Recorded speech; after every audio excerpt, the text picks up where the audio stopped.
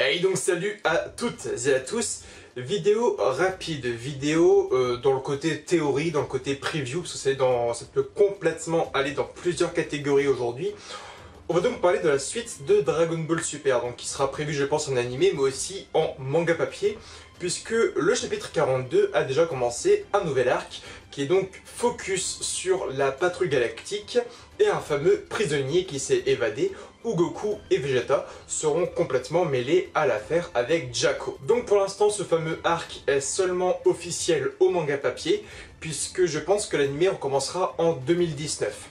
Lorsque l'anime va reprendre, je pense que pour moi, il fera comme au début de DBS, c'est-à-dire qu'il va en fait faire en animé et en épisode l'arc Broly, comme on avait eu l'anime de Battle of Gods, mais aussi de Fukatsu no F, qui était à la base de simples films qui ont fait 7 à 16 épisodes, si je me rappelle bien. Je pense que l'anime va bel et bien reprendre aujourd'hui en 2019, donc dans un mois environ. Lorsque cet anime va en fait reprendre, on va avoir des épisodes de l'arc Broly, ce qui permettra à Toyotaro, donc l'auteur du manga papier Dragon Ball Super, de pouvoir avancer sur les chapitres, donc aussi pouvoir prendre de l'avance, comme il avait fait à l'époque, puisque pour rappel, le tournoi des dieux gourmands, donc Beerus versus Champa, était un arc inédit à l'époque du manga papier, même si l'anime l'a rattrapé très rapidement. On découvrait le tournoi des dieux gourmands, on découvrait Frost, Kiabe, Hit, Botamo et Magetta avec le manga papier et non avec l'anime. Donc là, ça va être le même schéma, je pense. Aujourd'hui, on peut se faire plusieurs théories sur qui est le fameux prisonnier qui s'est échappé de la patrouille galactique. On sait qu'il est dangereux, on sait qu'il est puissant, on sait que Goku et Vegeta vont être mêlés à l'histoire. Via le chapitre 42, on sait aussi que Majin Buu est enlevé par la patrouille galactique et que le Kaioshin qu'il a absorbé à l'époque, donc qu'il a rendu un peu gentil, qui est un peu le chef des Kaioshin, aurait un lien avec tout ça. On a trop peu d'informations pour faire en fait une vraie analyse, une vraie critique de cet arc et de ce qui pourrait en advenir. Normalement, dans la logique des choses, j'aimerais te dire aussi que dans Dragon Ball Super, dans n'importe quel shonen, le manga monte toujours crescendo. C'est-à-dire qu'on va toujours commencer par un ennemi, on va dire moyen, et plus tu avances dans une série, dans un manga, dans un animé, plus les ennemis seront puissants, ce qui permettra aussi aux héros d'augmenter leur puissance et eux-mêmes d'être toujours de plus en plus puissants pour réaliser leurs rêves. C'est le but même du shonen neketsu.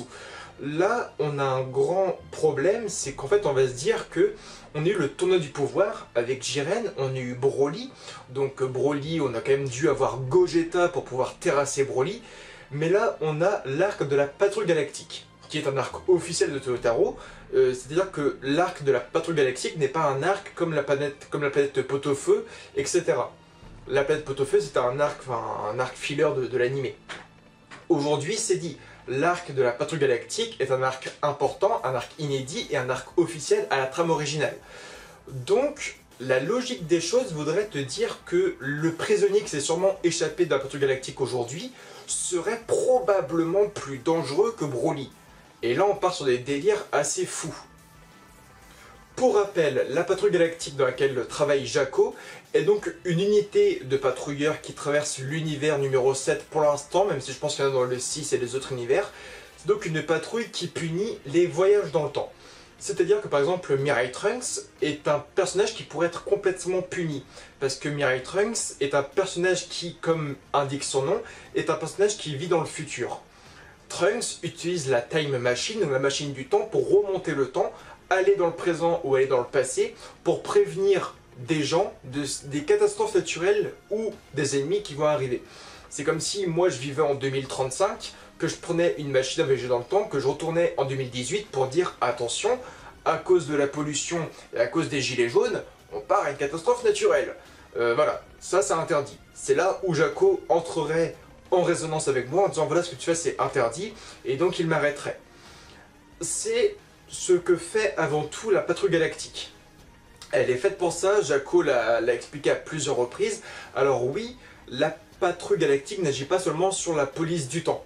La patrouille galactique est aussi là pour, on va dire, protéger l'univers de certaines menaces, de certains extraterrestres, comme c'était montré dans l'anime, ou même Jaco the Galactic Patrolman. Pour rappel, on va faire un petit résumé très simple. Dans Jaco the Galactic Patrolman, Jaco est envoyé sur la planète Terre, dans l'univers numéro 7, parce qu'un monstre arriverait sur Terre pour la détruire. Ce monstre, il s'appelle Kakaroto, qui sera dans le futur appelé Son Goku, et donc en fait, Jaco arrive juste sur Terre pour tuer un nourrisson, qui est un bébé Saiyajin, qui va détruire la planète Terre. Chose que Jaco loupe complètement au niveau de sa mission, mais voilà. Pour te dire que la patrouille galactique n'agit pas seulement sur le temps et ne punit pas seulement les voyages dans le temps, mais il peut aussi agir sur des ennemis et des menaces au niveau planétaire. Mais j'aimerais te dire que je veux beaucoup vous appuyer le fait que la patrouille galactique agisse beaucoup sur le temps, le voyage dans le temps et le fait que ce soit interdit. D'ailleurs, on apprend dans Dragon Ball Super que le voyage dans le temps est interdit à cause d'un garçon dans l'univers numéro 12 qui voyageait dans le temps aussi et qui a créé plusieurs timelines. On va pas parler de timeline, c'est trop complexe. Que ce soit dans les Marvel, dans les DC Comics, que ce soit dans les mangas, les animés, les films, les timelines c'est beaucoup trop difficile. Pour t'expliquer, dans un manga ou dans un univers comics ou autre, hein, si tu venais en fait à faire un voyage dans le temps, si tu voyageais dans le passé ou dans le futur, tu créerais une timeline. Une timeline, c'est une autre ligne du temps. Et donc une ligne du temps, c'est une sorte... C'est très complexe à expliquer, mais une sorte d'autre univers où ça se passe différemment. C'est hyper complexe à expliquer. Pour te donner un autre exemple, pour passer enfin à la fin de la vidéo, si je fais un voyage dans le temps maintenant, si je venais aller dans le passé ou dans le futur, je créerais une autre ligne du temps. Dans cette ligne du temps, il y aura moi devant la caméra et il y aura ma copine dans ma chambre. On prendra le même schéma. Sauf que peut-être que si je venais à voyager dans le temps, cette timeline-là sera différente. C'est-à-dire que je serai devant la caméra, mais peut-être qu'au lieu que ce soit ma copine dans la chambre, ce serait une femme, mais brune, tu vois. Alors ma copine est blonde, tu vois, ça peut changer des trucs complètement minimes, comme ça peut changer un truc complètement complexe, où ce serait moi devant la caméra, mais dans la chambre ce serait non pas ma copine, mais mon petit ami. Ou en fait, dans cette ligne du temps, dans cet autre univers, je serais non pas hétéro, mais je serais gay. Voilà, c'est hyper complexe, mais la ligne du temps est beaucoup trop complexe à expliquer. C'est des théories qui sont très très dures, et pour ça il faudra faire des vidéos de plusieurs heures de ce que peut amener un voyage dans le temps, les lignes du temps et tous les paradoxes temporels. C'est trop compliqué à expliquer. Pour vous dire aujourd'hui, et pour finir la vidéo, que aujourd'hui on va sûrement avoir un ennemi plus dangereux que Broly. Cet ennemi, on a plusieurs théories dessus. Ça peut être pour moi le personnage découvert dans Super Dragon Ball Heroes The World Mission, qui est donc un personnage qui pour moi serait donc un semblable de la race de Hit.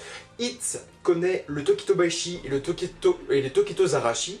Putain, je galère. Le Tokitobashi est une technique qui stoppe le temps quelques secondes, et les Tokizarashi est une technique qui ralentit le temps d'une personne. Pour te dire que la race de Hit est une race encore méconnue, mais c'est une race qui a un lien avec le temps. Et la patrouille galactique agit sur le temps et punit les gens qui jouent avec le temps.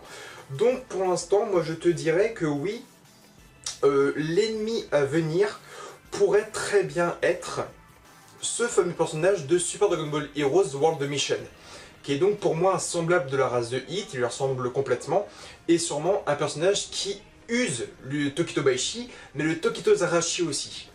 À voir tout ça, et pour finir, j'aurai une deuxième théorie. La deuxième théorie est donc le retour des cyborgs. Toyotaro, donc le dessinateur de Dragon Ball Super, est un homme qui dessine actuellement plusieurs personnages. Vous avez déjà vu, il a dessiné Tapion, il a dessiné Bardock, il a dessiné Broly, donc des personnages qui ont déjà existé via des OAV, des hors-séries, ou les anciens épisodes de Dragon Ball. Il avait donc aussi dessiné Piccolo Daimao, si je ne me trompe pas. Il y en a une bonne vingtaine comme ça maintenant. Toyotaro a été dévoilé sur Twitter en train de dessiner le Cyborg 27. Le Cyborg 27, on ne le connaît absolument pas. Il y a beaucoup de questions. Est-ce que c'est juste pour le délire qu'il dessine le Cyborg 27? Est-ce que le Cyborg 27 aura une importance dans la suite des aventures de Dragon Ball Super? On ne sait pas. Pour l'instant, là où il y a des infos importantes, c'est que C13, C14 et C15 donc les cyborgs 13, 14, 15, existent dans un OAV. Le cyborg 16, 17 et 18 ont existé, et existent encore pour certains, dans Dragon Ball Super. Le cyborg 19, le cyborg 20 sont morts, en sachant que le cyborg 20 était le Dr Gero, et que le Dr Gero était le créateur des anciens cyborgs. Ensuite, je vais te poser une question, c'est pourquoi on a le cyborg 27 et qu'entre-temps on n'a pas eu les autres cyborgs. C'est-à-dire que oui, on a C19, C20, on a C21 dans Dragon Ball Fighter Z, mais où est le cyborg 22, 23, 24, 25 et 26? Où sont-ils? Alors, est-ce que c'est un simple délire de Toyotaro aujourd'hui, ou est-ce que le cyborg 27 et les précédents vont apparaître dans Dragon Ball Super, et est-ce que ce sont ces fameux personnages qui vont s'échapper de la patrouille galactique? Une autre question aussi, c'est donc on peut se poser que oui, l'univers 7 et l'univers 6 sont donc des univers parallèles, où il se passe les mêmes choses et les mêmes actes, entre guillemets, on retrouve les mêmes races.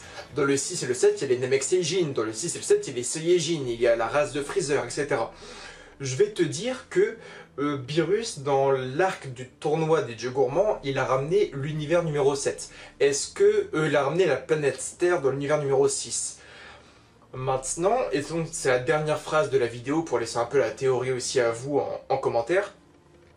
Maintenant que l'univers numéro 6 possède une planète Terre, est-ce que, sur cette planète Terre, qui est donc la semblable de la planète Terre de l'univers 7, est-ce qu'il n'y aurait pas le Dr Gero, ou un semblable au Dr Gero? Pour tout contextualiser, il y a l'univers 7 et l'univers 6, qui sont deux univers parallèles et donc deux univers jumelés, deux univers jumeaux. C'est-à-dire qu'il y a deux planètes Terre, il y a deux lunes, deux soleils, il y a deux Saturne, deux Mars, deux planètes Namek, etc. Logiquement, et dans la plus grande des globalités, il est possible que, voilà, il y a les Terriens de l'univers 7 et les Terriens de l'univers 6. Il y a sûrement une armée semblable au ruban rouge qu'on a eu, etc. Donc je vais te dire, est-ce que le fameux cyborg 27 ne serait pas un cyborg de l'univers 6? Dans l'univers 7, on a eu C19, enfin C16, C17, C18, C19, C20. Est-ce que dans l'univers 6, on n'aurait pas C27? On verra tout ça. Est-ce que c'est juste un délire de Toyotaro? On voit qu'il a quand même construit tout un truc autour. C'est les mêmes capsules dans lesquelles Dr Gero stockait ses cyborgs aussi. On verra tout ça. Vos avis en commentaire, beaucoup d'autres youtubeurs parlent de Cumber, ils parlent d'autres Saiyajin, etc. On verra. Pour moi, faut pas trop non plus jouer avec les Saiyajin. On verra, pour moi, c'est soit le personnage de Super Dragon Ball Heroes World Mission, qui est donc de la race de Hit, qui a le Tokitobashi et le Tokizurashi, ou bien on tombera sur le Cyborg 27. On verra tout ça. En tout cas, vous avez aussi la review du chapitre 42 disponible en description, disponible sur la chaîne. Moi je vous aime fort, vos avis en commentaire et bye tout le monde!